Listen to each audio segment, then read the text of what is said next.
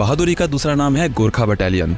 दोस्तों, दुनिया भर में बहुत सी कम्युनिटीज हैं जो अपनी बहादुरी के लिए मशहूर है, लेकिन नेपाल के गोरखास का अपना एक अलग ही मुकाम है। गोरखा सोल्जर्स जाने जाते हैं अपनी हिम्मत, ड्यूटी के प्रति समर्पण और वफादारी के लिए। गोरखास को लगभग 200 साल पहले ईस्ट इंडिया कंपनी की आर्मी में भर्ती किया गया था। उसके बाद ब्रिटिश इंडियन आर्मी और 1947 के बाद इंडियन और ब्रिटिश आर्मी में भी उनकी रिक्रूटमेंट हुई। तब से लेकर आज तक गोरखास ने हर बैटलफील्ड पर अपनी दिलेरी दिखाई है। 2 वर्ल्ड वॉर से लेकर इंडिया की हर एक जंग में गोरखास ने अपनी बहादुरी के लिए कई बैटल ऑनर्स और गैलेंट्री अवार्ड्स जीते हैं। यहाँ तक कि 2014 में जब नरेंद्र मोदी जी ने पहली बार as a prime minister Nepal visit किया था, तो उन्होंने नेपाल पार्लियामेंट को संबोधित करते हुए कहा था, हिंदुस्तान ने वो कोई लड़ाई जीती नहीं है जिस जीत के साथ किसी नेपाली का रक्त न बहा।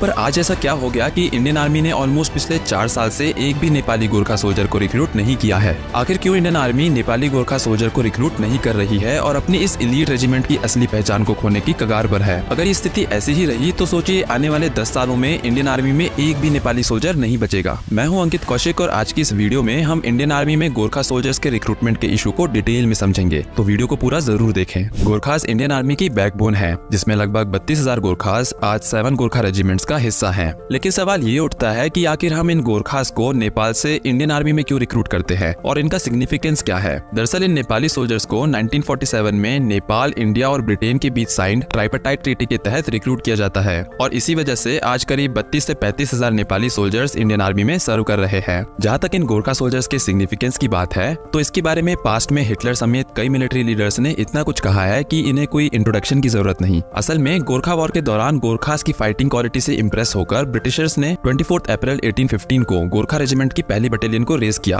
1947 में इंडिपेंडेंस के बाद Britain India Nepal tripartite agreement हुआ, जिसके तहत ब्रिटिश इंडियन आर्मी ने 6 गोरखा रेजिमेंट्स को इंडियन आर्मी का हिस्सा बनाया। इसके बाद इंडियन आर्मी ने 7वीं गोरखा राइफल रेजिमेंट को री-रेज किया, जिसमें 7th गोरखा राइफल्स और 10th गोरखा राइफल्स के वो सभी गोरखा सोल्जर शामिल थे जो ब्रिटिश आर्मी ज्वाइन करना नहीं चाहते थे। आगे बढ़ने से पहले चलिए जानते हैं कि इन गोरखा सोल्जर्स को कैसे रिक्रूट किया जाता था। मेजर जनरल अशोक के मेहता कहते हैं कि पहले गोरखा रेजिमेंट में रिक्रूटमेंट इंडियन नेपाल बॉर्डर पर भी होता था, लेकिन बाद में ये रिक्रूटमेंट परमानेंट लोकेशंस जैसे उत्तर प्रदेश के गोरखपुर और वेस्ट बंगाल के गुम में होने लगे। ये दोनों गोरखा रिक्रूटिंग डिपो हैं। नेपाल से रिक्रूटर्स, जिन्हें गलावलास कहा जाता है, यंग गोरखास को भारतीय फौज में भर्ती के लिए रिक्रूटमेंट डिपोज तक लाते हैं। इसके लिए उन्हें 20 से 24 दिन की ट्रैकिंग करनी पड़ती है। रिक्रूटमेंट डिपो पर उनका फिजिकल और मेडिकल टेस्ट कंडक्ट किया जाता है, जिसके बाद सिलेक्टेड गोरखास को रेजिमेंटल ट्रेनिंग सेंटर भेज दिया जाता है। इवन गोरखा के रिक्रूटमेंट सिस्टम में भी वक्त के साथ काफी चेंजेस आए हैं। पहले इंडियन रिक्रूटिंग टीम्स को नेपाल के इनएसेसिबल एरिया में भेजा जाता था ताकि वहाँ से नेपाली यूथ को भर्ती के लिए लाया जा सके। पहले ये यूथ फिजिकल अपीयरेंस और डिफिकल्ट टेरेन में सर्वाइव करने की एबिलिटी के बेसिस पर शॉर्टलिस्ट किए जाते थे, लेकिन अब रिक्रूटमेंट सिस्टम काफी ट्रांसपेरेंट हो गया है, जिसमें रिटन एग्जामिनेशन भी इंक्लूड कर दिया गया है। पहले जहाँ 100% रिक्रूटमेंट नेपाल से ही होता था, उसे बाद में चेंज करके 70:30 के रेशियो में कर दिया गया, यानी 70% नेपाल डोमिसाइल्ड गोरखास और 30% Indian domiciled Gorkhas. Even Covid से पहले तक रिक्रूटिंग डिपोज 60:40 के रेशियो में गोरखास को इंडियन आर्मी में एब्जॉर्ब कर रहे थे। फिलहाल नेपाल डोमिसाइल्ड गोरखास को 2 GRDs यानी गोरखा रिक्रूटमेंट डिपो के थ्रू रिक्रूट किया जाता है, जो गोरखपुर और दार्जिलिंग में है। सोर्सेज के अकॉर्डिंग इंडिया, नेपाल और यूके की आर्मीज एक डेट और नेपाल की ही एक लोकेशन डिसाइड करती थी रिक्रूटमेंट रैली के लिए, और उस दिन तीनों आर्मीज के रिप्रेजेंटेटिव्स के प्रेजेंस में रिटन एग्जामिनेशन और फिजिकल टेस्ट कंडक्ट किया जाता था। जैसे अगर 100 रिक्रूट्स ने रैली क्लियर की और ब्रिटिश को 20, इंडिया को 40 और नेपाल आर्मी को 50 गोरखास को रिक्रूट करना है, तो ऐसे में टॉप 20 रिक्रूट्स को ब्रिटिश आर्मी ज्वाइन करने की चॉइस दी जाती है,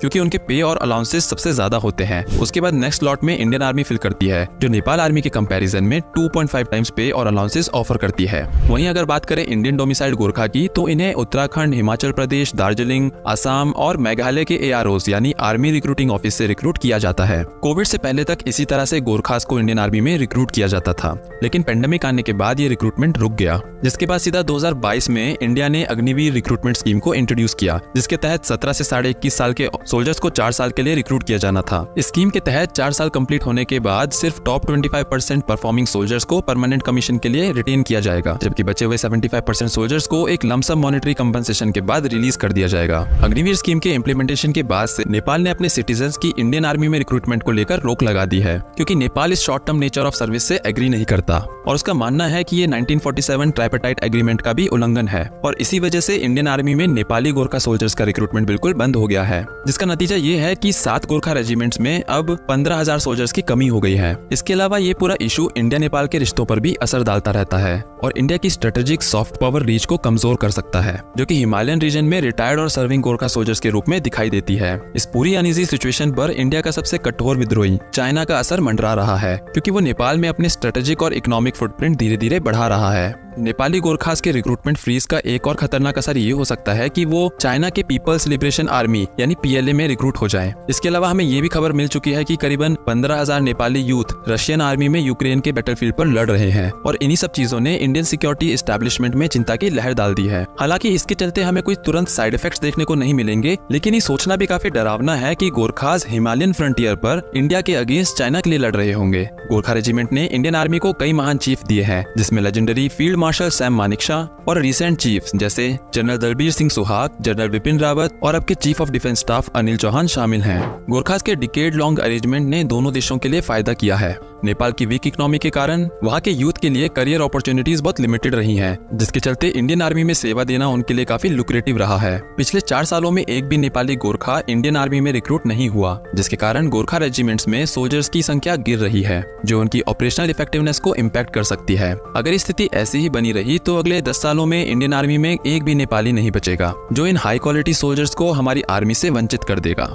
इस प्रॉब्लम को एड्रेस करने के लिए 2022 में army chief general Manoj Pande ने कहा था कि नेपाली गोरखास के लिए अलॉटेड वैकेंसीज को फिलहाल दूसरों को रिडिस्ट्रीब्यूट किया जाएगा। ऐसा भी सुनने में आया है कि कुछ इंडियन कुमाऊनी और गढ़वाली यूथ को गोरखा रेजिमेंट्स में रिक्रूट किया गया है और उन यूथ की तलाश है जो हिल्स से हो और जिनके ट्रेड्स गोरखा जैसे हो। देखिए, ये सिर्फ एक्सेप्शनल फाइटिंग मैन का लॉस नहीं है, बल्कि एक्सपर्ट्स ये भी मानते हैं कि नेपालीज का इंडियन आर्मी में होना इंडिया की हिमालयन रेंज में स्ट्रेटेजिक रीच के लिए एक बड़ा नुकसान है, क्योंकि ये हमारे आईज एंड ईयर्स रहते हैं। और इससे भी बड़ी चिंता की बात यह है कि कहीं नेपाली यूथ चाइना की आर्मी जाके ना ज्वाइन कर ले। देखिए, नेपाली गोरखास के रिक्रूटमेंट पर जो हॉल्ट आया है उसका असर सिर्फ इंडियन आर्मी पर नहीं बल्कि इंडिया और नेपाल के रिश्ते पर भी पड़ रहा है। और अगर यही हालत बनी रही तो आने वाले वक्त में हम एक ऐसी सेना को खो देंगे जो अपनी हिम्मत, वफादारी और ब्रेवरी के लिए दुनिया भर में मशहूर है। लास्ट में सवाल ये नहीं है कि नेपाली गोरखास का फ्यूचर क्या होगा, सवाल ये है कि हम अपनी और अपनी आर्मी की इस लेगेसी को कैसे बनाए रखेंगे। क्या हम एक ऐसी दिशा में कदम उठा पाएंगे जो दोनों देशों के लिए फायदेमंद हो, या फिर हम इस हेरिटेज को धीरे धीरे खो देंगे। मैं उम्मीद करता हूँ कि आपको ये वीडियो इन्फॉर्मेटिव लगी होगी। लाइक करें इस वीडियो को और अपने दोस्तों के साथ भी शेयर करें। मिलते हैं अगली वीडियो में। जय हिंद।